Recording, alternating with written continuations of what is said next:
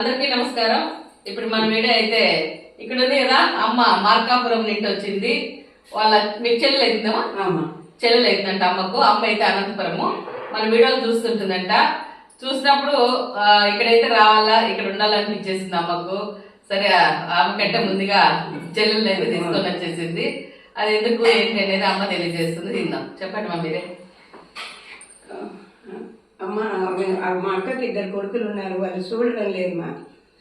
ఆమె పరిస్థితి చాలా దీనంగా ఉండింది. మంజులమ్మనే బిడ్డ, అందుకని ఆమె డొక్కలు వేసిపోతున్నానమ్మ మా అక్కను. అమ్మ అయితే చెప్తుంది, బాధపడుతుంది. ఎందుకంటే బాధ అనిపిస్తాను నాకు. బాధపడద్దండి, బిడ్డ అన్నావు కాబట్టి. ఆమె నిజంగా మా అమ్మనే. ఇక్కడ ఉన్న వాళ్ళంతా కానీ అమ్మగానే నాకు ఆశ్రమంలో అక్కడ కావచ్చు ఇక్కడ కావచ్చు. అమ్మకైతే ఉన్నా కానీ పిల్లలు కొంచెం ఇబ్బంది ఉన్నప్పుడు ఎవరికైనా ఆ వయసులో బాధ అంటే ఎవరు ఉండలేరు. అంటే వాళ్ళకి ఆ వయసు తట్టుకునే వయసు కాదు కదా. అందుకని ఇప్పుడు మన ఆశ్రమంలో ఉంది అమ్మ. ఇది ఈ రోజు మన ఆశ్రమానికి జాయిన్ అయింది. ఇంకా అమ్మ అయితే మన దగ్గరే ఉంటుంది.